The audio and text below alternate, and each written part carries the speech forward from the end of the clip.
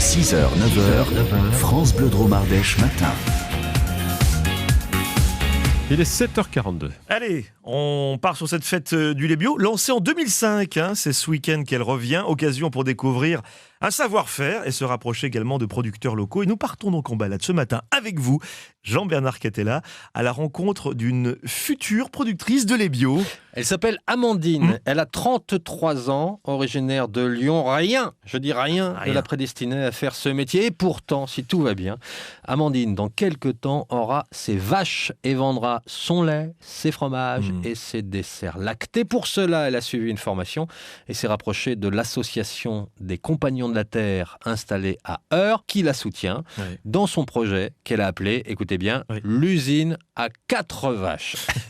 Beau pied de nez, je trouve. Ouais. Pourquoi 4 ? Parce que quand on débute et qu'on est seul, 4, c'est déjà pas mal. Donc là, aujourd'hui, c'est vide. On a une première partie qui sera donc la future laiterie.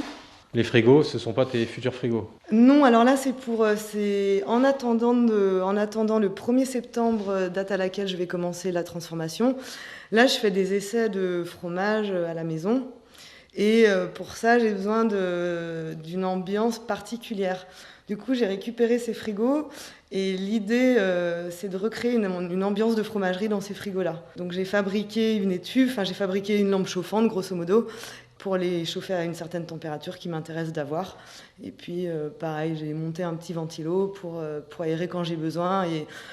Et puis quand j'aurai besoin, il faudra aussi que je rajoute des pains de glace pour redescendre. Enfin voilà, là c'est très sommairement, je recrée une ambiance de fromagerie et de cave d'affinage en attendant d'avoir un peu plus de moyens. Là, on est dans l'étable, dans la future étable. Ah oui. Donc on a 130 mètres carrés. Du coup, dans cette pièce, on aura le parc des laitières pour l'hiver, on aura le parc des veaux et puis l'aire de traite qui sera de ce côté-là. Amandine, tu en es où de ton projet ? Là, j'en suis au balbutiement. Voilà, il n'y a rien du tout, en fait. Il y a juste un rêve bien posé, je pense, très, très bien posé. Et puis, en raisonnant le projet d'un point de vue purement économique, en me remémorant toutes les exploitations où j'avais été sur des tout petits troupeaux, en essayant d'analyser le meilleur de ce que j'avais vu sur ces petits troupeaux-là, les performances, c'était d'être tout à l'herbe, les performances, c'était de travailler sur tel ou tel produit laitier.